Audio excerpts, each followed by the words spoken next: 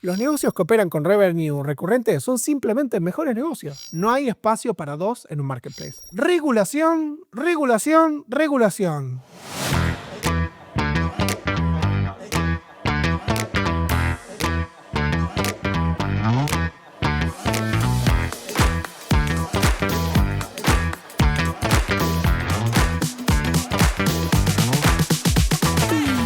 En el episodio de hoy seguimos con la serie Entendiendo Mercados. En esta serie típicamente hablo de alguna industria, algún dominio, pero hoy vamos a hablar más de los modelos operativos de startups. Porque hay tipos de startups que se definen más por cómo trabajan y cómo venden que el mercado en el que operan, donde la idiosincrasia los afecta pero no tanto.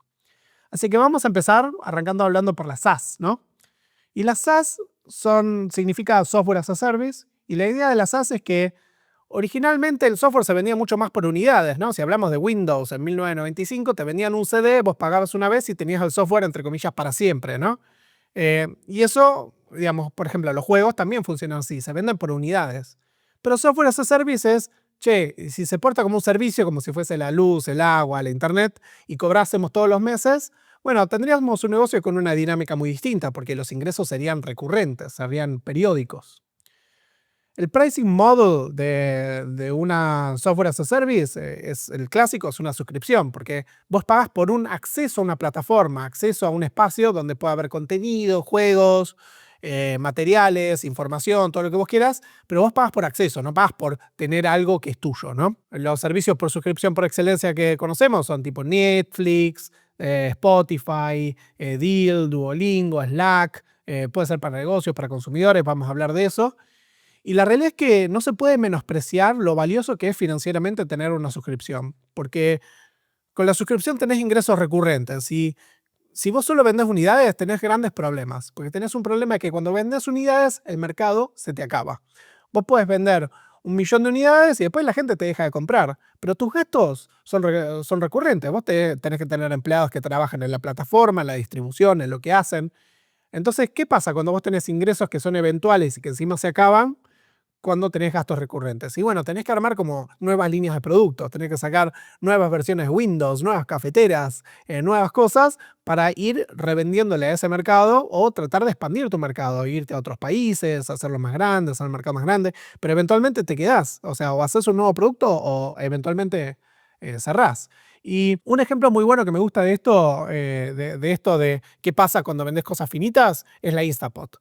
Porque la Instapot en Argentina prácticamente no existe, la gente no lo conoce. Ahora están con la freidora de aire, ¿no? La freidora, sí, la Air Fryer. Pero la Instapot es una olla a presión digital que era muy bien hecha, andaba muy bien y era muy versátil porque era como una olla grande, entonces podías hacer sopas, salteados y además usabas una olla a presión que te deja cocinar mucho más rápido. Acá no es como la olla a presión. Pero yo la amaba la Instapot, la amaba, era un producto amado en Estados Unidos, te resolvía la vida, podías cocinar cualquier cosa, te querías hacer un guiso, en 15 minutos te hacías un alto guiso. La verdad, la olla a presión es una cosa mágica.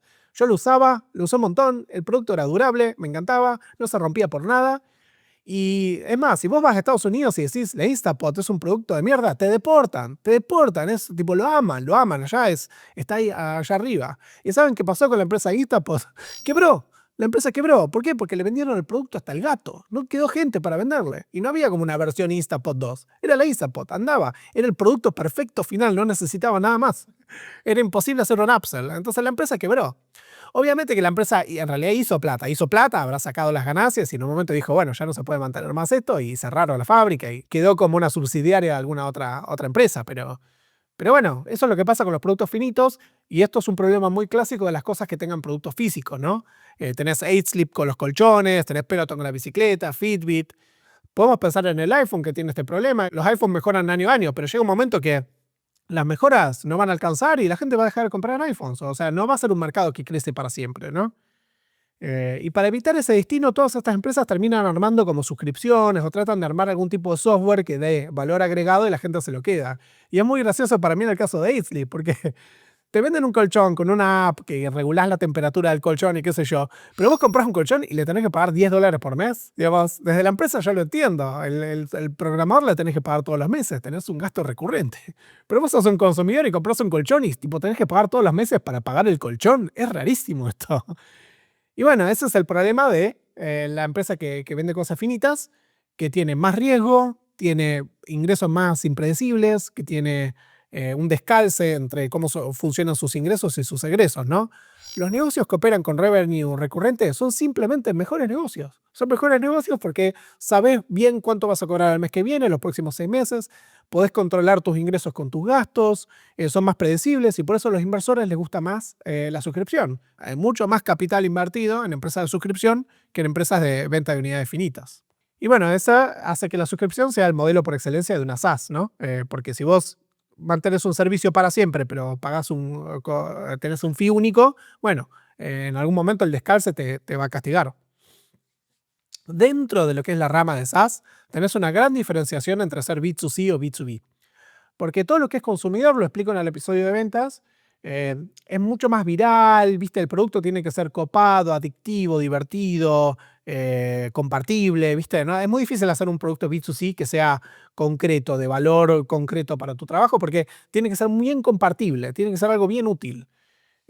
Y bueno, el mercado consumidor siempre es mucho más voluminoso, es mucho más irracional, mucho más difícil de entender y mucho más difícil de tener éxito ahí, ¿no? Porque tenés que entender la viralidad. Ese es el éxito del mercado de consumidores.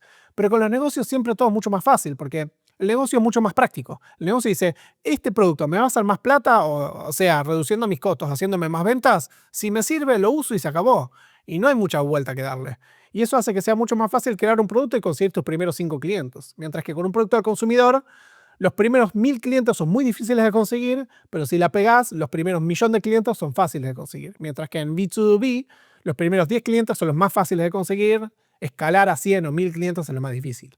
Y porque en B2B también, a ver, es fácil empezar, pero también no escala bien porque vos tenés que como hablar con la gente, tenés que tener un equipo de ventas. En productos al consumidor no hay equipo de ventas. Puede haber social media y marketing, pero no hay equipo de ventas, no se hace la venta individual.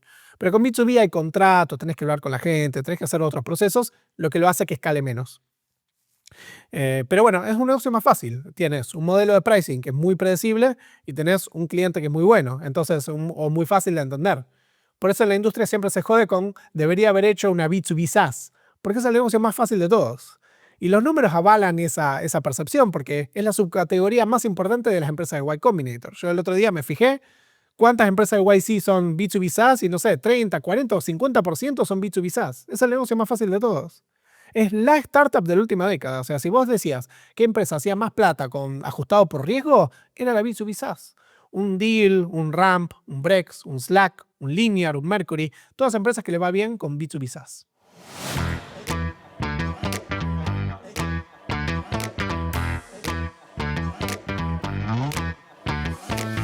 Pero bueno, el consumidor es más voluminoso, pero particularmente en B2B SaaS existe un efecto que es muy interesante que se llama el reverse churn. Y acá vamos a empezar a entender un poquito lo que es suscripciones, así que las vamos a explicar. Cuando vos vendés unidades, tu rentabilidad es fácil de entender porque es cuántas unidades vendés y cuál es tu ganancia por unidad. O sea, si vos vendés pañales y haces $1 por pañal, vendés 100 pañales, haces $100. Y es medio como volumen por margen es tu ganancia. Eso se entiende fácil, pero en la suscripción no es tan claro, porque viene un usuario, se anota a tu servicio de $10 por mes, te pagó el primer mes $10. ¿Cuánta plata vale ese usuario para vos? ¿$10? No, porque el mes que viene capaz te paga más. Y ahora empieza este concepto de expected value o de lifetime value del usuario, cuántos meses se va a quedar. Si el usuario promedio se queda 6 meses, el que se anota, que por más que te pague $10, en realidad vale $60, ¿no? Entonces empieza a existir este concepto de que el valor de tus usuarios depende de qué tan rápido se desuscriben de tu servicio. Entonces, un negocio que tiene 12 suscriptores, pero que esperas que todos cancelen el mes que viene, hace la misma plata que un negocio que tiene un suscriptor que se quede un año. Y obviamente, en la realidad, no querés tener que 12 personas entran y se van porque no van a volver. Vos querés tener pocos que se quedan mucho tiempo. Eso sería lo ideal. Porque mientras más gente conseguís, más valen. Y por eso los negocios de suscripciones viven o mueren por el churn. O sea, lo más importante es cuánto se anotan y cuánto tardan en irse. Y el churn se mide en porcentaje, así dice cuántos de toda tu base de usuarios, qué porcentaje se va. Y se mide por cohort, es por mes, cuánta gente se te va, o por gente que entró en cierto mes, cuántos de esos se te van a ir dentro de un año. Y el churn se puede modelar, el modelo de una suscripción es muy parecido al modelo de cómo se mide el GDP de un país. No se puede expresar solo con palabras muy rápido, o sea, no es intuitivo el modelo. Tenés que escribirlo, poner unos numeritos y ver, y te forma como una curva el churn. O sea, vos podés tener un negocio donde la gente te paga mucho, pero si el churn es muy alto, es mucho peor que un negocio donde la gente te paga poco, pero no se va nunca. Entonces, hay una curva que se puede armar, y si vos tenés un churn demasiado alto, tu negocio tiene un techo de crecimiento. Porque entre el costo de conseguir un usuario que se quede, cuánta plata haces y cuál es el margen real dentro de tu negocio, es una fórmula compleja. Y yo me acuerdo que me senté en Scribd en un momento cuando estaba estudiando este tema de modelos y hice el modelo de Scribd. Y dije, bueno, estos son los temas que tenemos y cómo hacemos que la empresa crezca, ¿no? Que Scribd era como un Netflix para libros, tenía un problema de churn bastante alto. Y yo decía, bueno, el churn tenemos que bajarlo de 10 a 5 y tenemos que subir este margen acá para que la empresa duplique el valor y arme todo eso. Es un modelo complejo, pero bueno, cuando vos trabajás en una suscripción, respirás estos números, ¿no? Pero ¿qué es el reverse churn? El churn es cuando, el reverse churn, si el churn es cuando se va, el reverse churn es cuando el usuario que ya tenés te paga más. ¿Cómo? Si conseguiste un usuario, te paga $10 por mes y el mes siguiente te paga 20 y el mes siguiente te paga 30. Cada vez te paga más sin que vos hagas nada. Y esto solo pasa en B2B, no pasa en B2C. ¿Por qué? Porque muchos modelos de B2B dependen de cuánto crece el revenue de tu empresa, cuánto crece la cantidad de usuarios. Entonces, todo eso que crece orgánicamente, tu expected value es muchísimo más alto que una suscripción plana. Entonces, un ejemplo, Slack. Slack te cobra $9 por persona. Entonces, vos empezás tu startup, son 2 o 3, pagas $25 por mes, ponele, y decís, bueno, esto es barato. Pero después la pegás, a tu empresa le va bien, creces a 50 personas, de repente la factura de Slack es $500 por mes. Che, ahora no es barato este software, es $6.000 por mes. Y después vas creciendo la empresa y vos tenés una empresa de 5.000 y ahora ya hacen su propio software porque Slack es demasiado caro, ¿no? O tienen algún tipo de plan, no sé. Pero no solo es que la facturación crece sin que la empresa tenga cost of acquisition, sino que además el churn de una empresa como Slack es prácticamente cero. ¿Quién se va de Slack una vez que lo tenés? O sea, es muy difícil mover a toda la gente, tenés las conversaciones, tenés el search history, tenés a los usuarios entrenados en lo que la gente usa. Entonces, tenés un negocio que el lifetime value crece con el tiempo y encima la gente no se te va. Es un negocio y por eso Slack en 2 o 3 años se volvió una empresa de muchos miles de millones de dólares. Las suscripciones son un modelo de cobro realmente fascinante porque no solo tienen estas cosas antiintuitivas, sino que aparecen muchas cosas que la gente no sabe, pero cuando operas una empresa de suscripción vas entendiendo y son bastante raras, te parten la cabeza. Yo trabajé mucho tiempo en escribir 4 años con estos problemas y me acuerdo que ya en el 2014 entendíamos muy bien, habíamos descifrado que los planes anuales eran mejores que los mensuales. Porque típicamente te dicen el anual tiene 20% de descuento y después tenías el mensual, ¿no? Y las empresas en ese momento tenían el miedo de que el anual lo hacían mucho más barato, que la gente usaba el anual. O sea, porque ¿qué hacía el negocio? Decía, si la gente se me queda un año, prefiero que me paguen mensualmente que me paguen anualmente. Eso es lo lógico. Pero después vos vas mirando esto con detalle y te das cuenta de algo. Te das cuenta de que la mayoría de la gente, o sea, vos podés tener un lifetime value, o un churn que hace que la gente se quede un año, pero en realidad si vos mapeas a todos los usuarios en una curva, tenés un montón de gente que se queda menos de un año, se queda menos de 10 meses, y un montón de gente que se queda, ponele, 14 meses. Toda la gente que se queda de 10 meses para abajo, hace más plata como negocio si le vendes el plan anual. Y toda la gente que se queda 14 meses, bueno, le cobraste una vez el anual, haces como un módulo y en realidad lo consideras como si fuese un usuario que se quedó 2 meses y te pagó el anual. Te pagó 2 veces el anual. Entonces el anual rinde mucho más. No importa el descuento, rinde mucho más porque te sacas mucho más valor de la gente que no se queda el ciclo completo. Y esta es como una simetría de información, que el negocio entiende muy bien esto. Nosotros aprendimos a entenderlo y después empujamos todo al anual. Esto pasó en la industria. De hecho, ahora todo lo que es B2B, si vos ves los planes, te ponen plan mensual, pero dice Build Yearly. O sea, y es más, los planes son abusivamente mensuales, porque, por ejemplo, te dicen $60 mensual o $10 mensual si lo pagas anualmente. Es mucho más que 20% el descuento. Porque justamente el plan anual rinde muchísimo más. Y yo creo que hay una asimetría de la información, que el usuario no entiende esto, que me genera un poco de ruido. La verdad que me genera un poco de ruido, no me gusta, no me gustaba, hay muchas cosas que no me gustan del modelo de suscripción, pero bueno, es como funciona el mercado. Y no solo pasa eso, sino que el sistema anual tiene otra cosa intuitiva que es muy divertida, que es cuando alguien se desuscribe de un servicio. Se desuscribe cuando viene la factura de un servicio que no usa. Ponele que vos estás reenganchado con HBO Max, hace 6 meses estás con 20 series que querés ver ahí, no estás usando Netflix, no estás usando Netflix. Entonces no pensás en Netflix, no pensás en nada. Y en un momento te llega la factura, Netflix. Gracias, Pepito, por pagarme $10. Y vos le decís, yo no te quiero pagar $10 a vos, yo no te uso. Y te desuscribís. Entonces, ¿qué es una cosa que sube el churn? Las facturas. Las facturas suben el churn. Y si vos tenés a alguien en un plan mensual, le mandás 12 facturas. Son 12 momentos para que se desuscriba. No, vos lo que querés es mandarlo al fondo del plan anual, al fondo. ¿Y sabés lo que haces?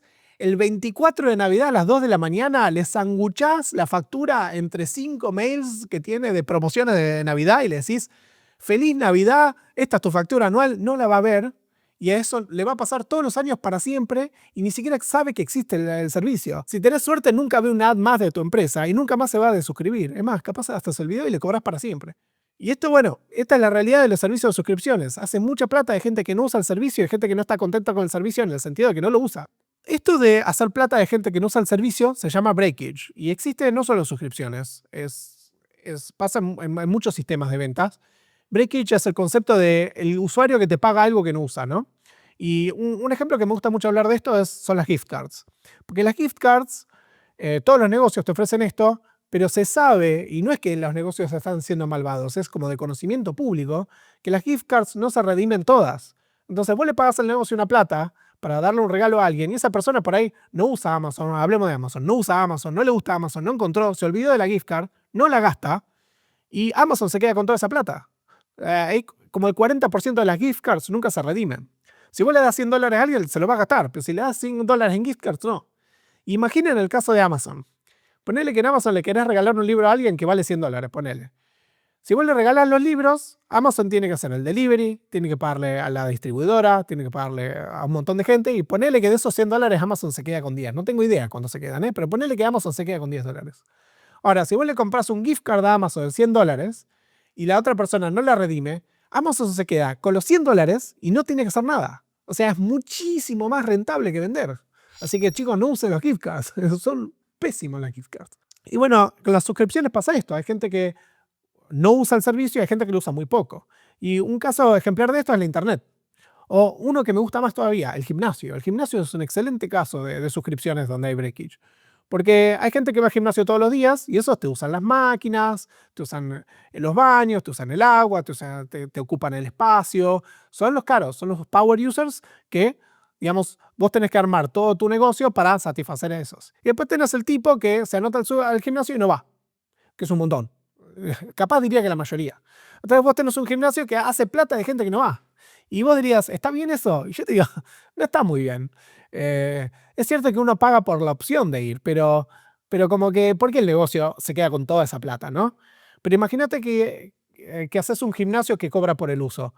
Ponele, te cobra por hora. En vez de cobrarte una mensualidad, te cobra por hora. Bueno, el power user que va todos los días te dice, este gimnasio es carísimo, yo no lo voy a usar. Me voy a ir al gimnasio que paga una mensualidad. Y el tipo que no va, no te paga nunca. Entonces, sería un gimnasio justo pero caro y se fundiría. Por algo no existe. Entonces, los servicios de suscripción hacen breakage, pero como tienen competencia, no es que se quedan con toda esa ganancia. Lo necesitan de manera competitiva. Sus márgenes no son tan grandes. Se pueden comprimir con la competencia. Ergo, los sistemas de suscripción están atrapados en esta dinámica de breakage. Tienen que hacer breakage para sobrevivir, si no se mueren, si no pierden contra la competencia.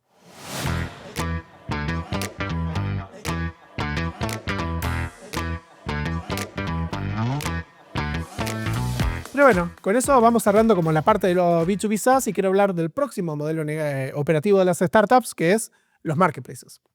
Y los marketplaces son espacios donde se juntan a distintos actores, típicamente compradores y vendedores, pero puedes tener un mercado con más actores como, por ejemplo, un Rappi, que tenés vendedor de comida, repartidor y comprador, puedes tener más actores, pero bueno, son espacios donde vos armas una experiencia, un software, un servicio, donde la gente interactúa entre ellos. Y vos cobras un porcentaje o un fee por cómo transacciona la gente en el mercado y vos vivís del volumen, ¿no? Mientras más gente transacciona, mejor te va. Son un negocio muy atractivo los marketplaces porque si tienen un buen mercado, el volumen que tienen son muy grandes, ¿no? B2B SaaS siempre tiene un tema de cuántas empresas te pueden contratar a vos para vender un servicio específico, pero los marketplaces, si vos elegís algo bien grande, por ejemplo, taxis, propiedades, comida, bueno, el volumen es realmente muy grande, ¿no? Eso es una de las cosas que lo hace atractivo. Si nosotros vemos las 3 empresas más grandes de Y Combinator que llegaron a la bolsa son DoorDash, Coinbase y Airbnb. O sea, 2 marketplaces, ¿no? Uno para intercambiar cripto, uno para intercambiar comida y delivery y logística y otro para alquilar propiedades. Los negocios de marketplaces parecen fáciles, especialmente si los comparás con los servicios que proveen. Imagínate que vos querés ganarle a Airbnb. O sea, vos decís, che, Airbnb no controla tanto la experiencia de los usuarios, de los vendedores, de los hosts, de todo. Bueno, voy a armar mi propio Airbnb donde yo soy dueño de las propiedades y las administro. Bueno, primero tenés que tener el capital para vender, para comprar miles de millones de propiedades. No sé, 1.000 millones de propiedades. No tengo idea de cuántas tienes. Bueno, por ahí no tanto, pero ponele 100 millones de propiedades. Bueno, agregale 7 ceros a eso. Necesitas trillones de dólares para comprarlo. O sea que no puedes crecer así. Y después tenés que administrar eso. Tenés que tener gente en todos lados, tenés que hacerte cargo de todos los problemas que aparezcan. Es un negocio imposible de armar. O un Uber. Imagínate que vos querés manejar 100 millones de autos y administrarlos. Eso sería imposible. Se te pudre el negocio. Justamente los marketplaces son espacios donde no tienen que ocuparse de las cosas más finas, más descentralizadas, más individuales y simplemente administran como el volumen de transacciones, ¿no? Los marketplaces proveen valor por 2 features principales. El primero es seguridad, ¿no? Porque si vos tratás, imagínate que querés tomarte, no te gusta Uber, me voy a tomar un auto a la oficina. Bueno, vas a la calle y vas preguntando a la gente, che, ¿vas para Palermo? ¿Me llevas? Yo te pago. Bueno, te matan, no sé, si vos te subís a un auto cualquiera, tenés la percepción de que te van a matar, no te da mucha seguridad, no sabes si el otro maneja bien, si te va a llevar al lugar, y el otro no sabe si le vas a pagar. Los marketplaces proveen mucha seguridad porque proveen mecanismos típicamente, por ejemplo, de escrow de pagos, o sea que si son Mercado Libre, la plata no se la dan al vendedor hasta que tiene algún tipo de confirmación de que el comprador lo recibió, ¿no? Hay mecanismos para asegurarse que la transacción se cumplió bien o se cumplió dentro de ciertos parámetros y hay identidad, hay verificación de identidad de las partes, hay historial, se arman ratings de reputación para ver quiénes son los buenos vendedores, también a veces se hace rating de los consumidores, Uber te hace eso, por ejemplo. El marketplace te da como servicios financieros, te hace de escrow esto de me guardo la plata hasta que me aseguro que esté todo bien, te da seguridad, te da un montón de beneficios que hace que transaccionar sea más fácil. Y como es más fácil transaccionar, sube la cantidad de transacciones que se hacen. El marketplace gana por volumen, entonces necesita que las transacciones sean lo más fácil y más seguras posible. Y bueno, a cambio de esto se llevan un porcentaje, ¿no? Pero esto de, digamos, dar seguridad y finanzas no hace que el marketplace sea un negocio. Lo que hace que un marketplace sea un negocio muy bueno es el network effect. El network effect es este concepto de que una red vale exponencialmente más a medida que suben los participantes. Entonces, si vos tenés una red donde hay 5 compradores y 5 vendedores, no vale la mitad que una red donde hay 10 compradores y 10 vendedores. Vale por ahí un décimo de lo que vale eso. Porque en una tenés una transacción y en otra tenés 5 transacciones. O sea, porque a medida que tenés más las partes, más se hace el matching de las 2 secciones y ese es el volumen que hace que el marketplace no solo haga plata, sino que el marketplace tenga éxito en ojo de los usuarios. Entonces, vos cuando tenés un marketplace y que, por ejemplo, tiene muchos compradores, el vendedor quiere aparecer en el marketplace porque hay muchos compradores. Y cuando aparecen muchos vendedores, el comprador quiere estar ahí porque hay competencia entre los vendedores y hay más productos para comprar. Entonces vienen más compradores, entonces vienen más vendedores, entonces vienen más compradores. Y eso hace que sea una máquina que crezca muy rápidamente, muy imparablemente una vez que te funciona y llegue a tamaños siderales, ¿no? Lo que tiene esta dinámica que hace que el marketplace sea muy buen negocio tiene una contrapartida que es que si vos trabajás en un marketplace, o sos el ganador o perdés. No hay espacio para 2 en un marketplace. Porque justamente una red gigante vale mucho más que 2 redes de la mitad de su tamaño. Ergo, en el momento cuando uno se va llevando un poquito de delantera, los destruye a todos los demás. Y esto lo vimos en el mercado, ¿no? Uber le ganó, eran como 10 las que le peleaban a Uber. Y Uber ni siquiera fue la primera, porque creo que la primera fue Lyft. Uber hacía limusinas, qué sé yo, y después vio que Lyft le iba bien atendiendo directamente al consumidor y dijo, no, vamos a hacer esto. De hecho, Uber tenía choferes propios, o sea, imagínense cómo cambió eso. Y Uber le ganó Sidecar a Lyft, a versiones europeas, versiones chinas, ganó. Siempre estuvo el argumento que el chofer está en los dos, pero ganó Uber, chicos, ganó Uber, es el más grande. De Airbnb, yo me acuerdo que lo usé la primera vez en el 2013, creo que no vi competencia de Airbnb. Si existe, no hay. Porque Booking un poquito de intersección tiene, pero Booking trabaja más en Europa. Entonces, como que no sé si ni siquiera tuvo competencia. Rappi ganó en la TAM, Rappi estaba Globo, Pedido Ya, viste, Pedido Ya existe, pero perdió, chicos, perdió, ganó Rappi. Por eso a mí me da bronca cuando la gente dice, ¿a dónde te vas? ¿A Rappi o a Pedido Ya? Y el que pague más. No, el que pague más no, hay uno que ganó y otro que perdió, andate con los ganadores, loco. Bueno, en la versión de Rappi de USA, o sea, la original es DoorDash, ganó. Está Uber Eats, hay un poquito de competencia, no es que hay cero, pero ganó DoorDash, ganó. Los marketplaces son winner takes all. Así que, por más que tengas una muy buena plataforma con lindos features y qué sé yo, gana el que tiene más volumen. Y si no ganas, perdés. Es la única opción. Por ahí cuando haces un marketplace o trabajas en un marketplace tenés algunos otros riesgos. Uno de los riesgos es el tamaño del mercado, porque hay una famosa empresa que se dedicaba a hacer un marketplace de vender y comprar cartas de Magic, que era Empty Gox. Y bueno, no les alcanzó el mercado y tuvieron que diversificarse los pobres a trabajar en Bitcoin. Así que eso es lo que te pasa. Haces un marketplace demasiado chico, un marketplace de juguetes en Belgrano de reír. No le va a ir muy bien a tu negocio. Pero los marketplaces tienen otro gran problema cuando vos trabajas en uno, que es el cold start. Porque no hay nada peor que entrar a una bolsa de trabajo y que no haya trabajos. No hay nada peor que entrar en un Airbnb y no tenga propiedades. Vos entras ahí, ves eso, te vas, no volvés nunca más. Y si vos tenés un negocio donde la oferta llama a la demanda, que llama a la oferta, ¿cómo empezás? Ese es el gran problema de los marketplaces. Es cómo arrancás a que empiece a haber volumen de transacciones. Porque las chances de que le pegues a que tengas dos propiedades y consigas al consumidor de esas dos propiedades son muy bajas. Y esto es una parte muy táctica. Los marketplaces son tremendamente tácticos. Tenés que armar promociones, descuentos, eventos donde tratás de juntar a las partes en persona, pagás vos para juntarlos, para iniciar esa chispa original donde empezás a tener las primeras transacciones, ¿no? Puedes crear experiencias más curadas, ¿no? Donde, por ejemplo, si es Airbnb, vos no le decís a la persona, che, mete tu propiedad en un marketplace, sino le decís, mete tu propiedad acá y nosotros te buscamos al inquilino, entonces generás una experiencia como, no, acá me resuelven este problema, qué bueno. Y tratás de juntar a esos usuarios hasta que empieza a andar sola la máquina, ¿no? Yo conozco un poco de marketplace, conozco uno, porque Silverdev es como un marketplace, ¿no? Nosotros proveemos un servicio a empresas, pero en realidad, mientras más empresas tenemos, más candidatos van a venir a nosotros a entrevistar. Y mientras más candidatos tenemos, más fácil es buscar una empresa para meterle gente. Entonces, constantemente estamos diciendo, che, este mes tenemos muchos clientes, buscamos más candidatos. Tenemos muchos más candidatos, buscamos más empresas. Y tenemos que constantemente estar mirando que haya muchos matches. Los matches van a subir exponencialmente a medida que tenga más de los dos. Así que obviamente, Silver está en un lindo momento, le hago la propaganda, tenemos 50 posiciones y bueno, los matches van subiendo exponencialmente a medida más posiciones tenemos. O sea, es lo natural. Esto de empezar un marketplace con poca gente y tratar de tener una experiencia muy curada, muy buena, que le funcione, es muy típico de YC. YC habla mucho de que tus primeros usuarios tienen que ser fanáticos, evangelistas de tu servicio. Entonces, ese cold start lo manejás con una experiencia muy controlada, ¿no? Eso es un camino, hay muchos otros caminos.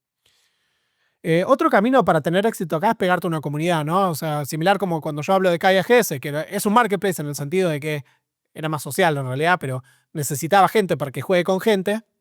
Te pegas a una comunidad que ya tiene ese network effect y tratás como de apalancarte en esa comunidad para que directamente transfieras ese valor de red a la tuya. No competís directamente, simplemente provees un servicio distinto que hace que la red venga naturalmente. Agregás en un foro de Reddit, haces una extensión de browser que anda en otra plataforma, haces ese tipo de planes, ¿no? Se rumorea que Airbnb hizo un growth pattern bastante gris.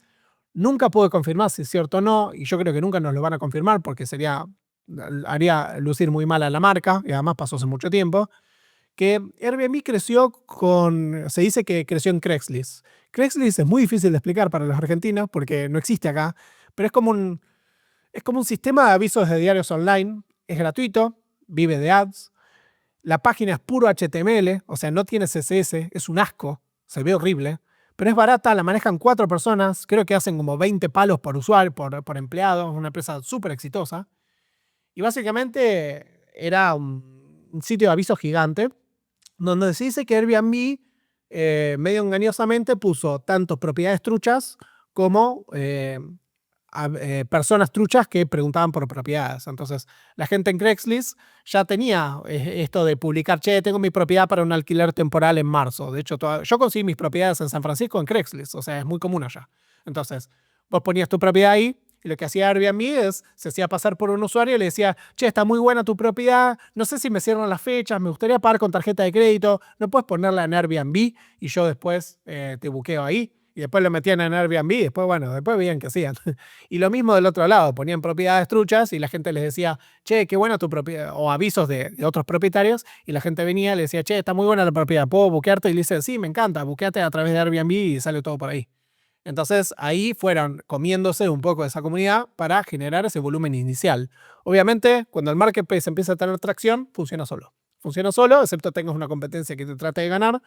En general, en un momento llegas a un escape velocity y es imparable tu negocio.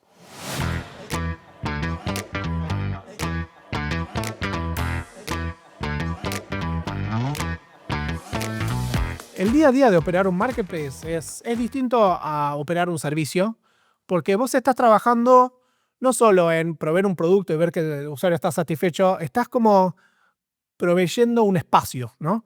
Es como armarse una granja. Es como que tenés que asegurarte que el pasto esté bien cortado, que la gente pueda jugar segura, que puedas poner rejas y que no te vengan los lobos a comerte, a comerte la gente, a comerte las ovejitas. Es mucho más agricultura que otra cosa. Y tu objetivo es que sea un lugar placentero, seguro, digamos, fácil de usar, no necesariamente barato, simplemente esa seguridad es lo más importante para esto, para que se genere todas esas interacciones dentro de tu espacio y funcione, ¿no? Pero de acá vamos a volver un poquito a pricing, que me encanta, un tema que me gusta, y que los marketplaces tienen temas antiintuitivos de pricing. Los marketplaces típicamente pueden cobrar cualquier cosa. Esto es lo que termina pasando. Porque sí, ponen sus precios, tienen mucha palanca, tienen mucho market pricing, mucho market power, se le dice en economía, porque una vez que ganaron en el juego del network effect, una vez que son el jugador más grande, es imposible darlos vuelta, es realmente imposible darlos vuelta. Por muchos años yo pronostiqué en mi inocencia joven que Airbnb no podía mantener un fee de 15%, era tremendamente caro, era abusivo. Imagínense esto. Si vos vas a una inmobiliaria que administra alquileres residenciales en tu barrio, tienen que tener una oficina local, una persona que atiende mensajes, llama al plomero, se encarga de cosas, se tiene que encargar de cosas. Por eso son malos. Yo sé que a la gente no le gusta mucho esto, pero es una persona que tiene que estar físicamente cerca del lugar y se tiene que hacer cargo de cosas y te cobra 10% por la administración. Airbnb te cobra 15% haciendo un décimo de todo eso. Digo, no es un mercado, no es un precio de mercado competitivo el de Airbnb, ¿no? ¿Pero por qué no bajó? Porque es imposible competirle. Es imposible decir, yo voy a hacer Airbnb y voy a cobrar 5%, porque no vas a tener tracción, porque Airbnb ya tiene ese network effect y vos no. Y te va a costar realmente mucho superarlo. No digo que es imposible, pero en la práctica es muy difícil de hacer. No pasó, ni pareciera que va a pasar, porque no hay competencia, no se puede competir. Y esto se replica en todos los marketplaces. Apple te cobra 30% en el Apple Store, Steam te cobra 30% en Steam, Mercado Libre te cobra entre 12 y 16%. Es más, Mercado Libre creo que es una de las pocas plataformas que fue subiendo los precios con el tiempo, pero en general ninguno de estos marketplaces bajó los precios. Airbnb compra lo mismo 15 años después de cuando nació. No puede ser, no es más eficiente el negocio, no son más eficientes, mejores en hacer las cosas, deberían bajar los precios. Con un poco de competencia bajan los precios. Mercado Libre encima, por ejemplo, te cobra entre 12 y 16%, dependiendo del objeto que vendés. Y si vos pones opción, pagámelo en cuotas, dale la opción al comprador de pagarlo en 12 cuotas, te cobran a vos como vendedor 21%.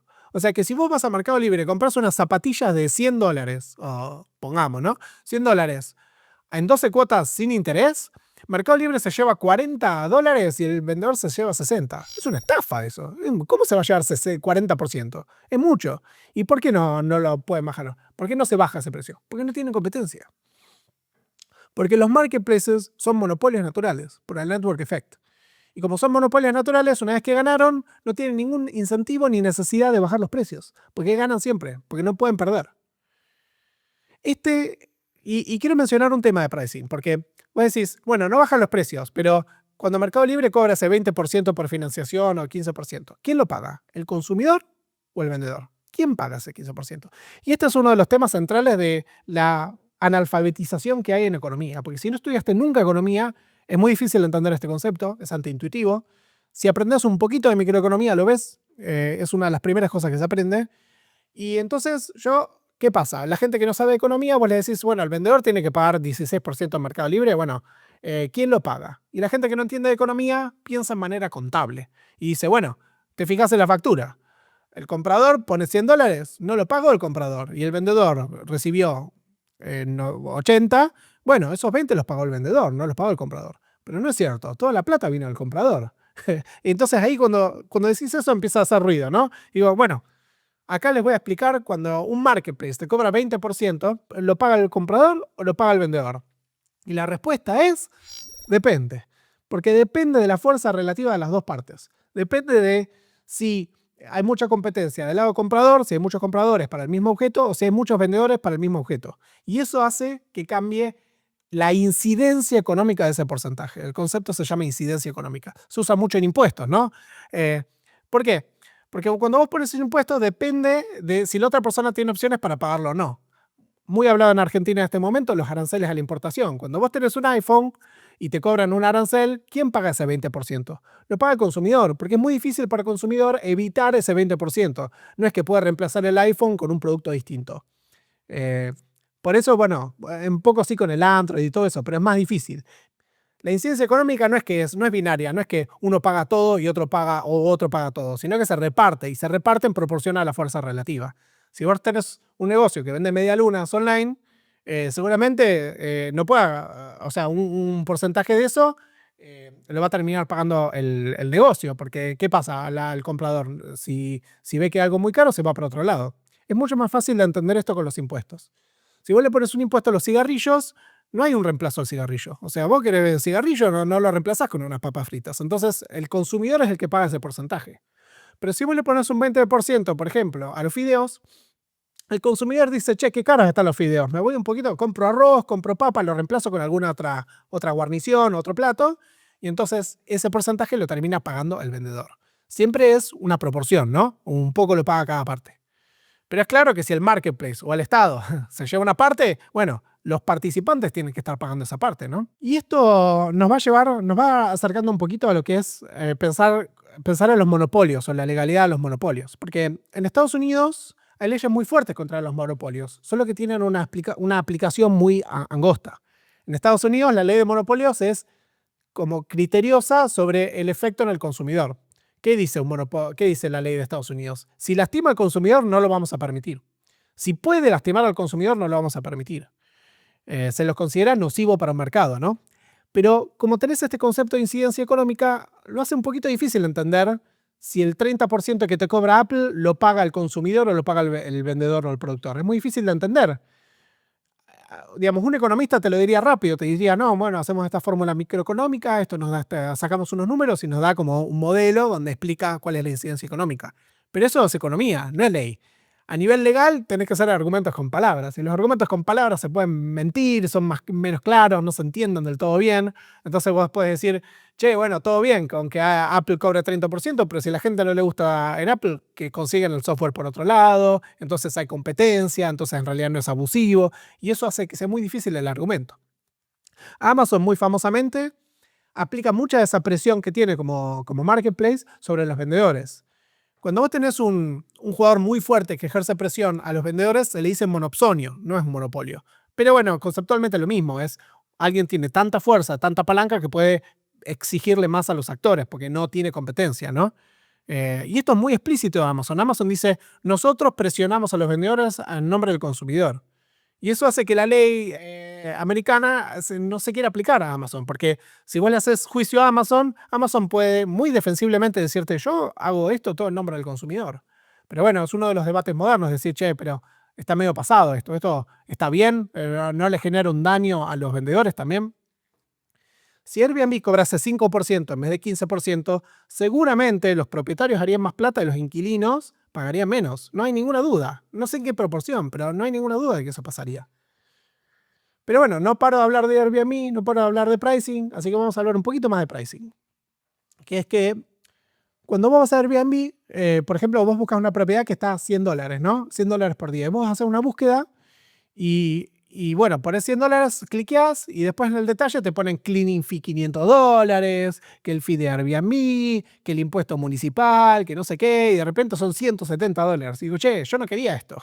Yo quería buscar una $100 por día. Si no hay, bueno, pero no me hagan esta engaña pichanga de ponerme un precio barato y después encajarme un precio alto. Y si hay algo que tienen todas estas empresas, Mercado Libre, Rappi, Uber, Airbnb, si hay algo que tienen es un equipo de data science de la puta madre mirando los precios todo el día y mirando qué convierte. Te hacen A/B testing de todo. Todo lo que te ves ahí está evaluado en millones de usuarios con bochos totales de matemática, estadística, mirando todo el tiempo qué convierte más y sacándote el jugo. Y yo voy a decir una cosa. Me parece que esto del ticket complejo es una cosa lamentable del ser humano que convierte mejor. Porque si fuese mejor que no existiese ese desglose de precios y pusieran un precio solo, las empresas lo harían. Este no es un problema. Este no es un problema serio, es una cagada, pero nosotros compramos así. Nos gusta comprar así, somos pelotudos los consumidores. Ahí yo creo que las empresas son más víctimas de la situación que generadores, ¿no? No es una engaña pichanga, es lo que funciona. Es lamentable, pero es lo que funciona. Pero ese mismo equipo de Data Science que te dice, che, hay que hacer esto porque convierte más, descubre otras cosas en sus procesos. Descubren que ofuscar la información funciona. Entonces descubren que si te dicen A, sabiendo que A no es cierto, pero eso hace que vos compres, lo hacen. Ofuscan los precios, ofuscan el efecto operativo de las compras, ofuscan toda esa información para quedar bien parados. Esta ofuscación ocurre en todos los marketplaces. En Rappi, por ejemplo, cuando vos buscas un restaurante, a mí me gusta comprar del Tao Tao, un restaurante chino que está en Cabildo, voy hace 30 años a ese lugar, voy a Rappi, está el Tao Tao y la carne Szechuan está a 24.000 pesos. Yo digo, esto es una ridícula, es el precio. Y después voy a la página del Tao Tao y lo llamo por teléfono y me cobran 16.000 pesos. Que el Tao Tao odia a Rappi y lo pone en 8.000 pesos más. No, es la diferencia que cobra Rappi. Rappi le cobra a los restaurantes. Esto es una de las más grandes mentiras. Vos vas a Rappi y compras un producto y Rappi tiene la osadía de decirte que te cobra 1.000 pesos, cuando en realidad le está cobrando 30% al negocio. Las pelotas me cobran 1.000 pesos. Está cobrando 8.000 pesos. Y si Rappi cobra 8.000 pesos, mi relación con Rappi es muy distinta.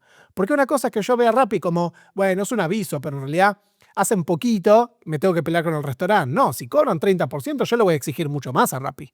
Y Rappi obviamente que sabe esto. Sabe que si tuviese que ponerte que un tercio de la compra es de Rappi, las puteadas que se comen se multiplican por 10, ¿no?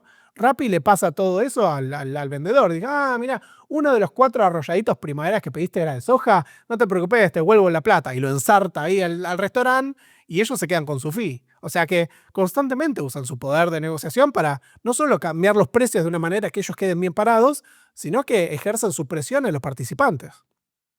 En Uber me tocó un montón de veces conductores que me piden cuánto pagué yo porque ellos no saben cuánto Uber me paga y quieren hacer como una auditoría. Yo pensé que originalmente Uber cobraba un porcentaje, pero yo descubrí, hablando con los conductores, que no, que a veces el surge pricing que vos pagás, los conductores no lo ven. O sea que Uber usa su conocimiento y su plataforma para maximizar la ganancia bajándole el precio a los conductores y subiéndosela a los consumidores. Eso no es una jugada razonable. Y te esconden esa información. Y esto que hacen los marketplaces, tienen una única solución: regulación, regulación, regulación. A los mercados hay que regularles, acá el mercado libre no funciona. No se puede joder así, no se debería poder joder así con los precios y no se va a resolver con una competencia de empresa contra empresa porque los marketplaces son monopolios naturales y la única manera de limitarlos es con regulación. Tiene que tener reglas justas. No puede ser que te mientan con los precios. Vos cuando pagás un Rappi te debería decir exactamente cuánto cobra Rappi en total, cuánto cobra el negocio y cuánto pagaste vos y debería ser claro para todos los participantes. Lo mismo con Uber, lo mismo que Mercado Libre. No puede ser que en Mercado Libre compras unas zapatillas y no sabés que Mercado Libre cobró un 40%. Es una estafa moral que te mienta con los precios. Eso debería ser totalmente prohibido, debería ser por ley, hay que pedirles que pongan ese precio. Y si son tan buenos no les va a causar ningún tipo de problema, pero saben que les va a causar problema. Porque en el momento que vos veas que Meli te cobra 40%, ¿cuál es la primera idea que vas a tener como consumidor? Le compro directo al vendedor. ¿Para qué? Yo no le quiero pagar 40% a Meli por un delivery. Voy yo y pago la mitad. Pero no te dejan. Porque si vos estás en la plataforma y querés hablar con el vendedor, no podés hablar con el vendedor, no te dejan conectar con el vendedor. Y esa es la segunda parte del abuso de los marketplaces. Los marketplaces no deberían tener el derecho de no conectar a las partes. Las partes tienen que tener que querer trabajar en el marketplace. Si no, no se están ganando el pan. Entonces, ¿qué haría yo en mi gobierno dictatorial, poderoso y todopoderoso y nacional? Lo que haría es que los marketplaces están obligados a que las partes se puedan conectar, o sea que vos como vendedor puedas decir, si querés pagarme a mí directo por fuera de la plataforma, este es mi link y me pagás acá, y que los precios sean totalmente transparentes, ¿no? Eso es lo que haría yo. Y la única manera de nivelar un poco ese balance de fuerzas, donde como no puedes tener un marketplace que compita con otro marketplace, tenés que el marketplace tiene que competir contra sus propios usuarios. Y ahí eso va a ser una revolución. Ahora, vos me decís a mí, che, Gabriel, ¿pero esto no existe? No, esto sí existe, porque esto es lo que le pasó a Apple recientemente. Apple viene con su App Store y su fee de 30% hace ya como 10 años. Yo tuve estos debates en el 2013, 2014 en Scribd diciendo, che, esto es un monopolio, algo hay que hacer, ¿no? Algo que no está viendo todo esto. ¿Y qué pasó? ¿Cuándo explotó esto? Cuando Epic Games armó un store, tiene su propio exchange de juegos para competir con Steam, y quería poner una app de Epic Games en el App Store. Y cuando puso esa app, quería que la gente pueda bajarse la app, pero cuando compran los juegos, por ahí lo compran ahí. Y que creo que el planteo original era que Apple se quedaba con el 30% de lo que cobraba Epic Games. Pero Apple le dijo algo como, no, el 30% del total que paga el usuario dentro de tu store. Y Epic Games hizo, sí, pero yo cobro 18 o 20%, me estás cobrando más de lo que yo cobro. Y Apple dijo, ¿no te gustan las reglas? Andate. Y Epic Games se puso el sombrero, se puso los pantalones y le hizo un juicio de cientos de millones de dólares a Apple, que hace recientemente lo ganó. Y fue con Apple, y Apple perdió el juicio de una manera espantosa, porque no solo tuvieron que poner a Epic Games dentro de la plataforma, sino que el juez dijo, Apple encima que hace todo esto, es una posición totalmente monopólica.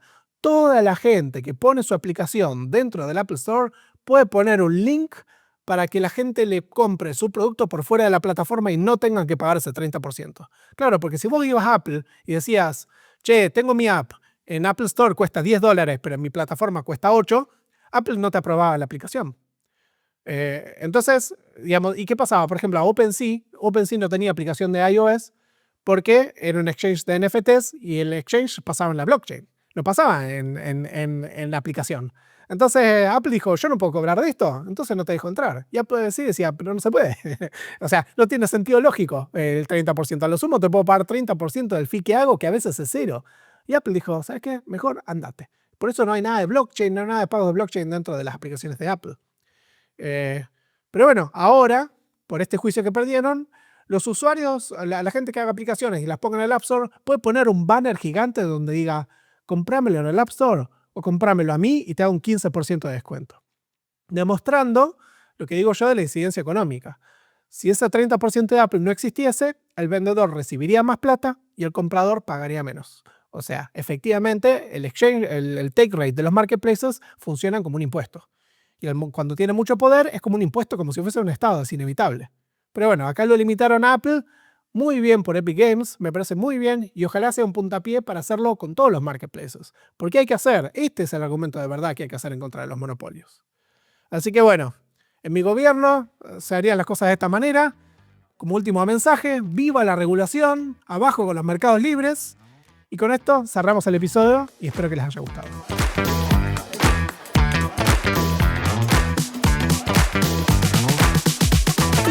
Si les gustó el podcast, denle follow para saber de los nuevos episodios y síganme en Twitter con ConanBat, con doble T.